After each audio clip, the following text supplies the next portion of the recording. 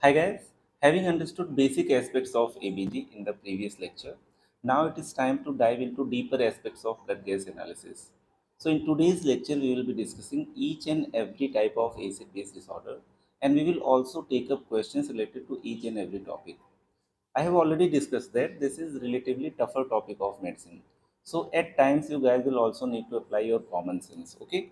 Now we will discuss each and every acid-base disorder in alphabetical order. Okay. So as per alphabetical order, first it has to be metabolic acidosis, followed by metabolic alkalosis, respiratory acidosis, and respiratory alkalosis. Okay.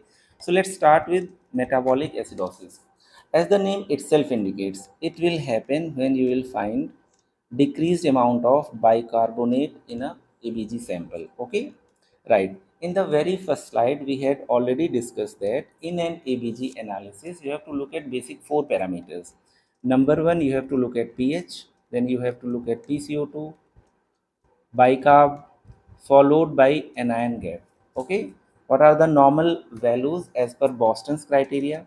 pH 7.40, PCO2 40, bicarb 24, and exactly half of bicarb is your anion gap. Any anion gap more than 12 will be considered as high anion gap. And if in metabolic acidosis anion gap comes out to be high, it will be considered as high anion gap metabolic acidosis. If in a patient of metabolic acidosis anion gap is normal, okay, it will be considered as normal anion gap metabolic acidosis. By normal I mean to say that it is lesser than 12. So metabolic acidosis is divided into two parts: increased anion gap, that is your high anion gap metabolic acidosis, and then you have normal anion gap metabolic acidosis. Normal anion gap metabolic acidosis usually happens due to loss of bicarb. Okay, so there will be loss of bicarb, whereas high anion gap metabolic acidosis usually results due to increased in acid. Either this acid is endogenously produced like lactic acid, or it is exogenous like salicylic acid, aspirin. Okay, so you have a mnemonic by the name of mud piles. This is very important and old mnemonic for knowing causes of high anion gap metabolic acidosis. Okay, and it is understood that normal anion gap metabolic acidosis will happen due to loss of bicarb, and loss can be of two origins, GI or renal. So you don't need any mnemonic over here. So these will result into normal anion gap metabolic acidosis. So we have divided metabolic acidosis in two parts: high anion gap and normal anion gap. High anion gap, remember the mud piles, and normal anion gap, just remember loss of bicarb either of GI origin or renal origin. Right? Let's have some understanding also. We are dealing with metabolic acidosis. As per concept wise, it can happen due to two reasons. One is this can happen due to loss of bicarb. So loss of bicarb will again reduce the bicarb levels. That is loss of bicarb from body. It can be due to two reasons: renal loss, that is via urine. It can be due to GI loss. Too simple to understand, take example of renal tubular acidosis, and GI loss, take example of diarrhea. Okay, there will be loss of bicarb from body. There is no increased acid production which neutralizes bicarb. Whereas in second case, there will be what? Increased acid which will neutralize bicarb. There is no loss of bicarb from body, right? This will neutralize bicarb, and therefore bicarb will again decrease.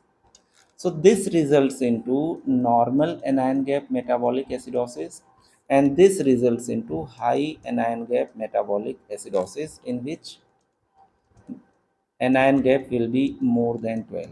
Okay, so causes of high anion gap metabolic acidosis are mud piles. Okay, so if there is increased acid in body, it will neutralize equivalent amount of bicarb, and bicarb will become low. So what are mud piles? These are causes of high anion gap metabolic acidosis. This is due to increased amount of acid which will neutralize equivalent amount of bicarb, and therefore bicarb will decrease. right? There is no loss of bicarb from body. There is simply increased acid which is neutralizing equivalent amount of bicarb. This bicarb will go down. So examples of high anion gap, mud piles, okay? Methanol, uremia, take patient of renal failure over here, right? Uric acid and urea will increase. Methanol poisoning, that is poisonous alcohol, decay, paraldehyde, isoniazid, lactic acid, suppose the patient is in shock, there will be anaerobic respiration resulting into production of lactic acid, salicylate ethylene glycol. So this is very important mnemonic, very old mnemonic, but very, very helpful. Rest of the metabolic acidosis will be normal anion gap, and in normal anion gap there will be loss of bicarb from body. Renal origin का हो सकता है, GI loss का भी हो सकता है. How to figure out whether it is normal anion gap metabolic acidosis of GI origin or renal origin? Now you will need to see the urine anion gap. We will discuss urine anion gap in next part of lecture, which is based on advanced ABG analysis. So I hope this much is very simple. Now you guys need to know exactly what is the anion gap. Okay, so let's discuss. This is most important diagram of this acid based discussion. Let's talk about anion gap. What is anion gap? See, first, remember a concept. Any cell will try to be electrically neutral. That is, positive charges will be always equal to negative charges. Cations should equal anions to maintain the electroneutrality. Right? In this diagram, you can appreciate major cation is sodium, major anions are chloride and bicarb. Okay. Now you can also appreciate there are certain amount of unmeasured cations, certain amount of unmeasured anions, but you can very well appreciate that unmeasured anions are far more as compared to unmeasured cations. So this particular difference is the anion gap. Okay, so by this diagram you can conclude that anion gap is difference of sodium minus the anions. Okay, so this is your formula of serum anion gap. Later on we will also discuss urine anion gap, right now we are talking about ABG analysis. So anion gap should be sodium minus chloride, sodium minus chloride plus bicarb. Too easy to understand. We are just trying to calculate this difference between unmeasured anions and unmeasured cations. You can very well appreciate that unmeasured anions are far more as compared to unmeasured cations. The difference is known as anion gap. So if it increases, it will result into high anion gap metabolic acidosis, mud piles. If it stays normal, that is 12 or below, it has to be normal anion gap metabolic acidosis in which there are two causes: renal causes, GI causes, diarrhea or renal tubular acidosis. I hope you guys got my point. Okay. See, in case of normal anion gap metabolic acidosis, I did tell you that there will be loss of bicarb. Okay, there is no increased acid, just loss of bicarb. So in case of normal anion gap metabolic acidosis, if bicarb will decrease, chloride will increase. Therefore, anion gap will stay same. See, formula of anion gap is sodium minus chloride plus bicarb. Okay, plus bicarb. This is the anion gap. In case of normal anion gap metabolic acidosis, what is actually happening? Bicarb is getting lost from body. If bicarb will decrease, to maintain this electroneutrality, chloride will increase. So anion gap will stay constant. So in normal anion gap metabolic acidosis, bicarb decreases and equivalent amount chloride increases, and anion gap stays same, right? That is below 12. So in normal anion gap metabolic acidosis, there is bicarb loss either due to GIT or due to renal causes. Okay, renal causes RTA, GIT causes diarrhea. Suppose you get a ABG in which you find that there is normal metabolic acid, normal anion gap metabolic acidosis. You will need to figure out whether it is of GI cause or renal cause. In GI cause, urine anion gap will stay normal, whereas in case of renal loss, urine anion gap will become positive. Okay, this is the formula of anion gap. Okay, sodium minus chloride plus bicarb. Normal anion gap metabolic acidosis, right? Chloride will increase and bicarb will decrease. Therefore, it will stay normal. Okay, anion gap will be less than 12. High anion gap metabolic acidosis, anion gap will be more than 12. Right? You can remember it by the mnemonic mud piles. Mud piles. You can remember NAGMA, that it can be due to renal loss, it can be due to GI loss. You can remember diarrhea, or you can remember RTA. In case of renal loss of bicarb, that is RTA, urine anion gap will be positive. In case of GI loss of metabolic acidosis, urine anion gap will stay normal or negative. That is normal. Okay. So we will discuss urine anion gap in next lecture. Let's proceed further. After discussing metabolic acidosis, now let's talk about metabolic alkalosis as well. Right. Metabolic alkalosis can happen due to two reasons. In few cases, there will be ECF, extracellular fluid depletion. Okay. And it can happen due to extracellular fluid expansion also. Right. In case of ECF depletion, it will be chloride responsive. I mean, it can be treated by giving simply NaCl, right? That is normal saline. So the causes are vomiting, GI drainage, that is loss of acid. Suppose someone develops vomiting due to any reason, for example, gastritis. HCl will be lost, gastric juice will be lost, chloride will be lost, right? Hydrogen ion will be lost. Hydrogen is acid, therefore it will result into alkalosis. Same is for the nasogastric drainage also. And then you have diuretics, and then you have some congenital causes also, like Barter's and Gitelman syndrome. It can be due to ECF expansion, and it basically results due to activation of renin-angiotensin aldosterone system, right? It can be due to hyperaldosteronism, Cushing syndrome, or by corticosteroids. We are going to discuss few more causes also, right? Because this is very, very important to understand.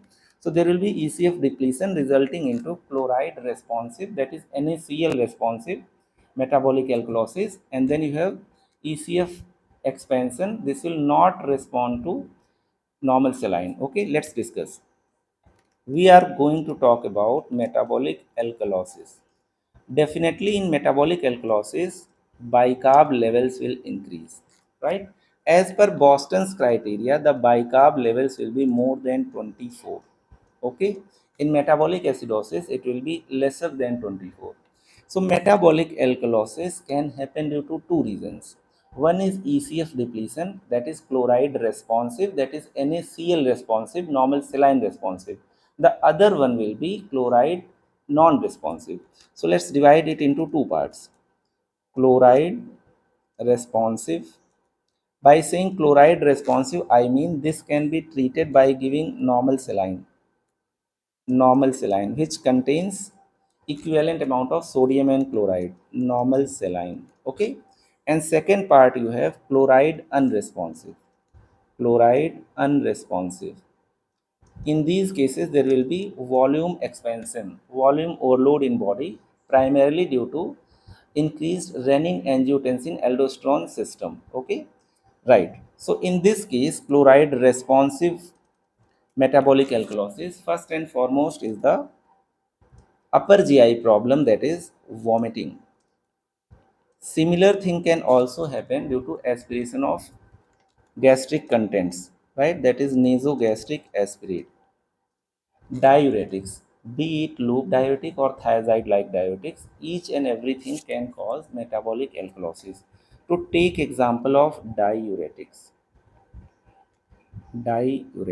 be it loop diuretics or thiazide like diuretics. Loop diuretics mimics what? Barter syndrome. You guys must have studied Barter syndrome in pediatrics. Okay, and then thiazide, Gitelman syndrome.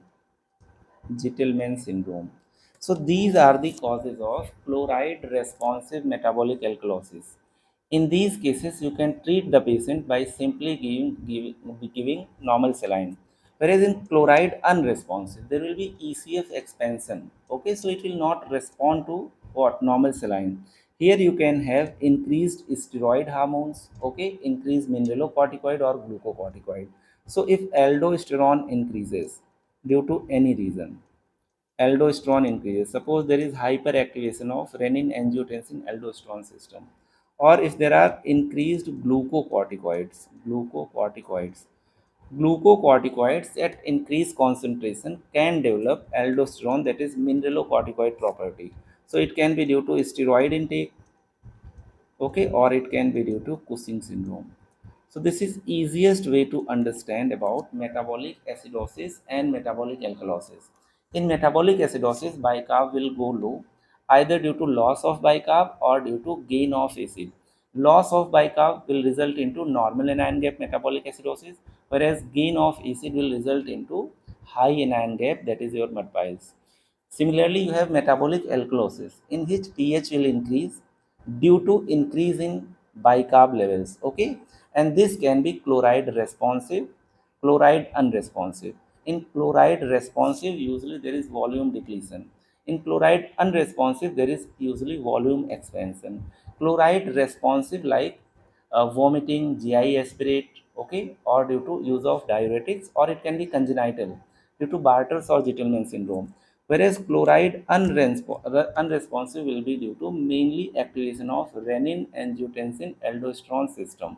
Okay, basically related to aldosterone. It can be due to aldosterone secreting tumor. It can be due to increased level of glucocorticoids, right? Like Cushing syndrome. At higher concentration, these cortisol hormones can also act like aldosterone, that they will cause salt and water retention. Okay, so this is again very simple. Let's recap. Metabolic alkalosis, right? Chloride responsive. Simply write volume depletion. Chloride unresponsive. Chloride unresponsive. Right? Volume expansion. I hope now it is easier to understand.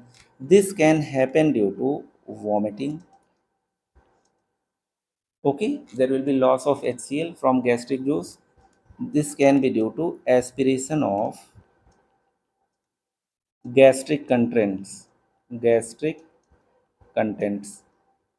Okay, too simple to understand. Third one is use of diuretics. Use of diuretics, right? Loop diuretics, right, have similarity to Barter's syndrome. I'm not going into detail of Barter's syndrome. And thiazide diuretics or thiazide-like diuretics have similarity to Gitelman syndrome. So these are causes of what? Metabolic alkalosis, which will respond to NaCl. Okay, that is normal saline.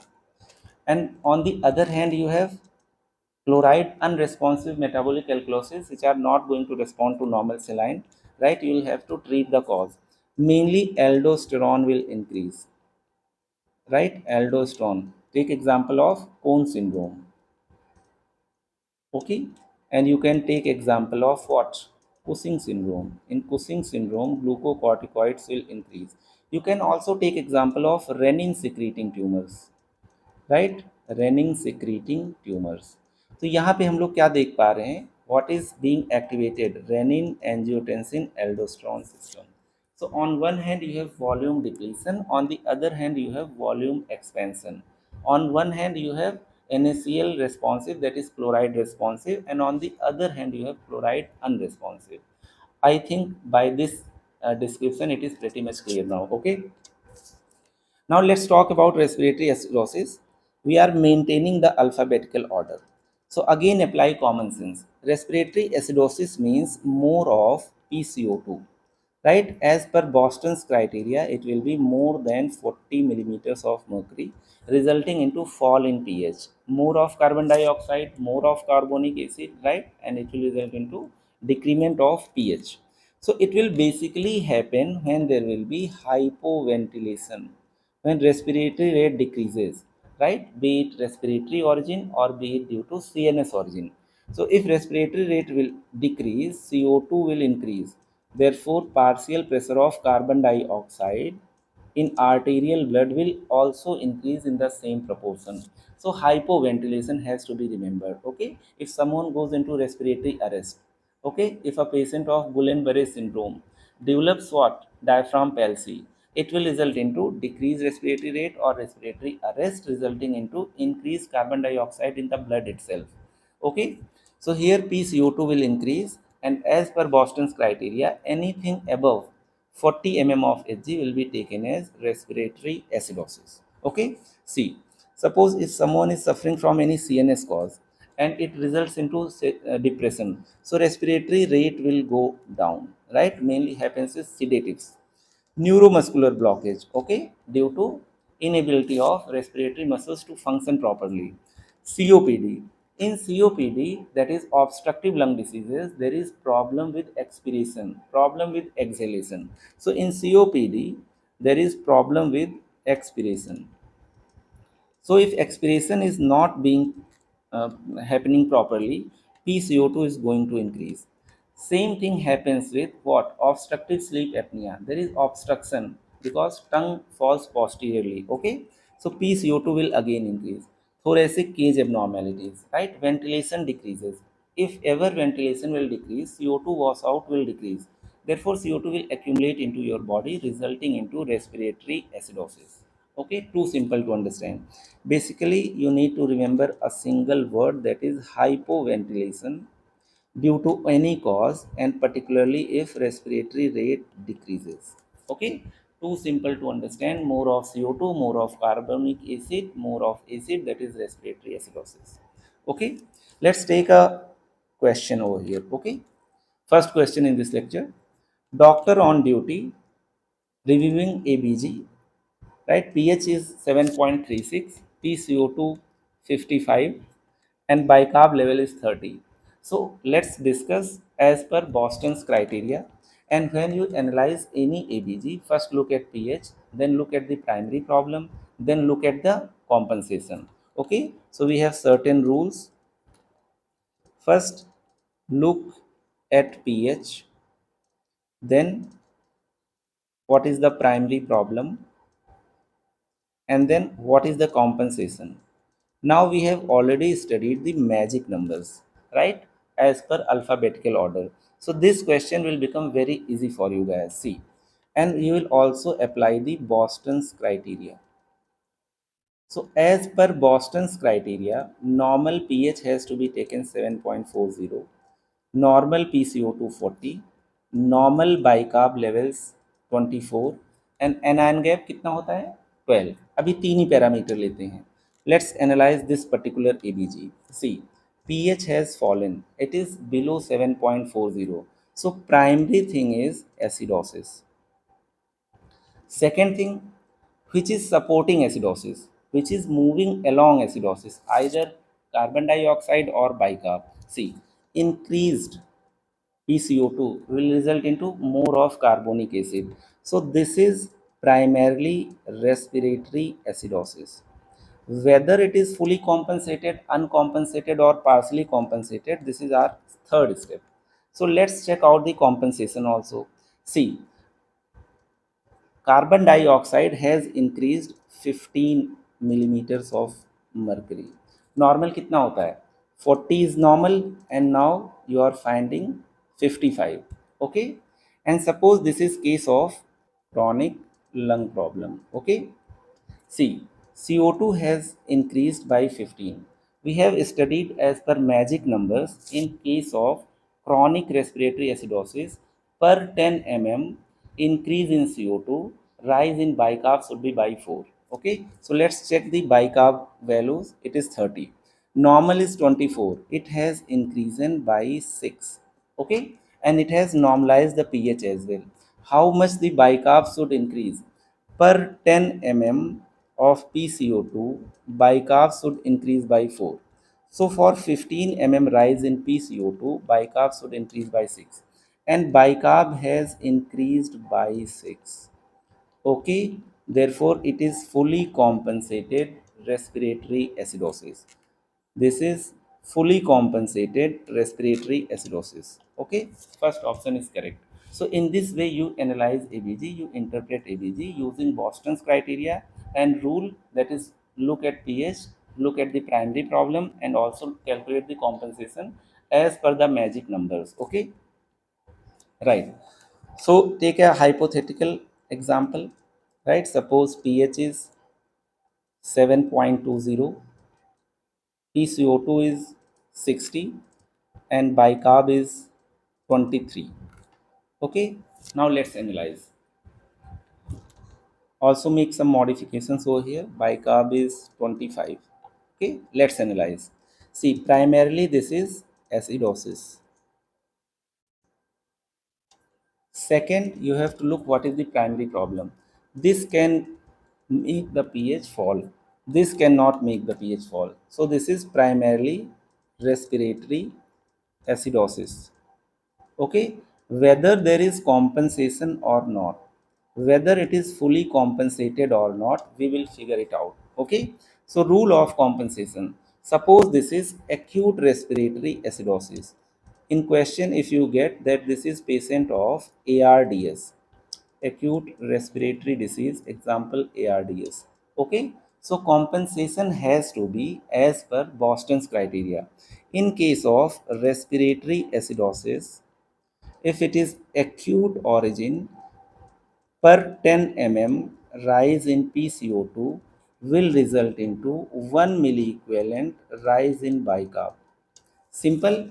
Here PCO2 has risen by 20, right? Delta PCO2 is equal to 20. So it will result into increment of bicarb by 2, right? So compensation, if that is present, will increase plus 2 milliequivalent of bicarb. Therefore it has to be 24 plus 2. 24 is the mean value, 26. What is the level of bicarb? It has not risen significantly, though it is more than 24, it should have been 26. So this is partially compensated, partially compensated respiratory acidosis. Okay, too simple to understand.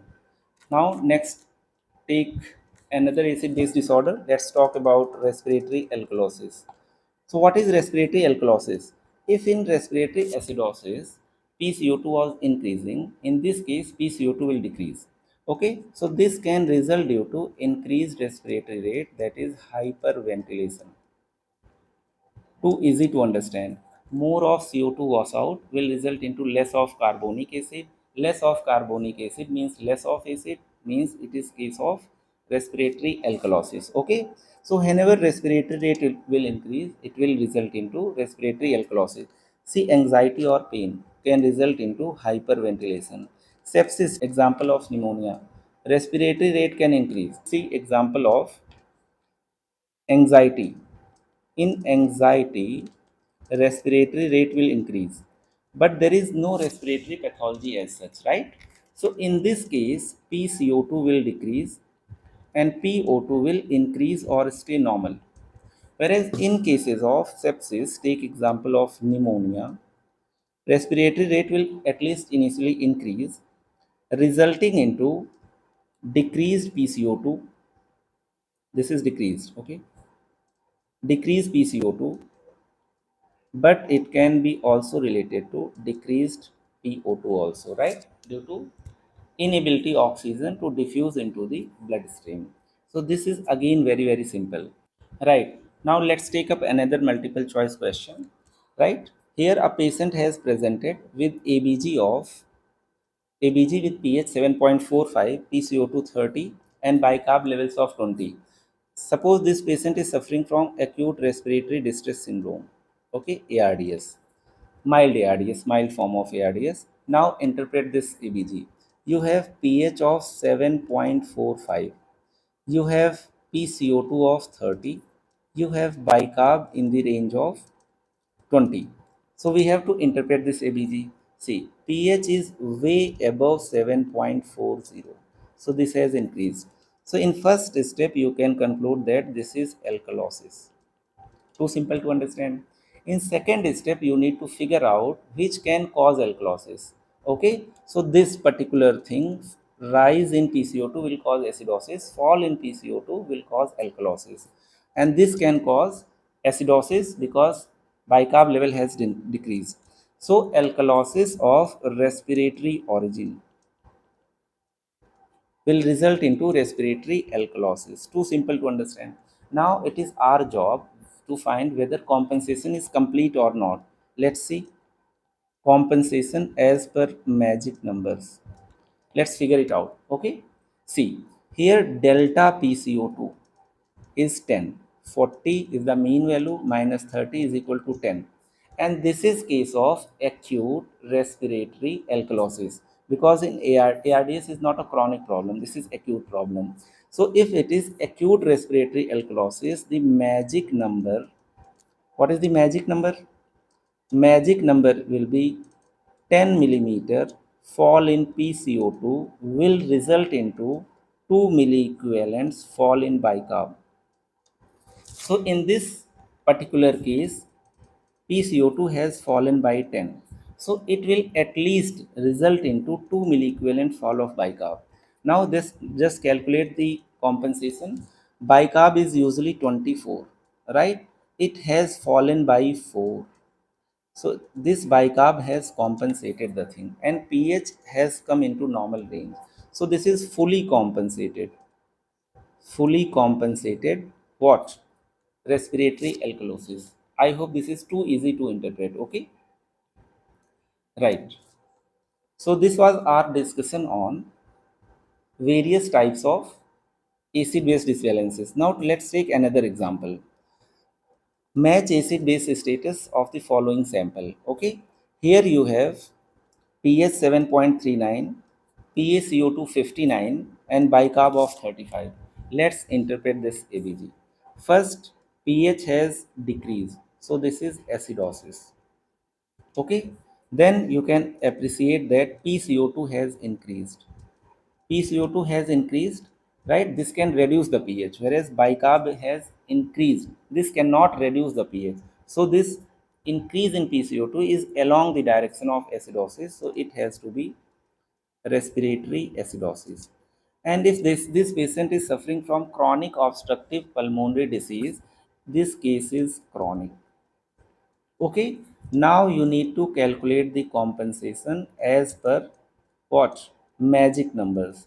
So compensation is the question. Okay, so here if this is chronic respiratory acidosis, magic numbers as per 10 mm increase in PCO2 will be 4 milliequivalent rise of bicarb.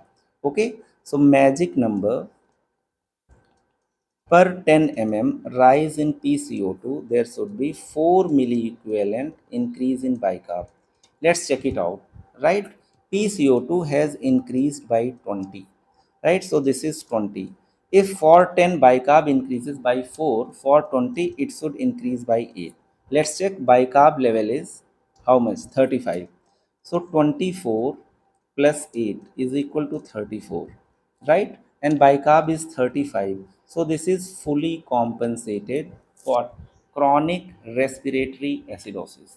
Too simple to understand. Okay, so by this multiple choice question we have learned that in acute and chronic respiratory conditions compensation will happen as per the magic numbers. Okay, one more multiple choice questions.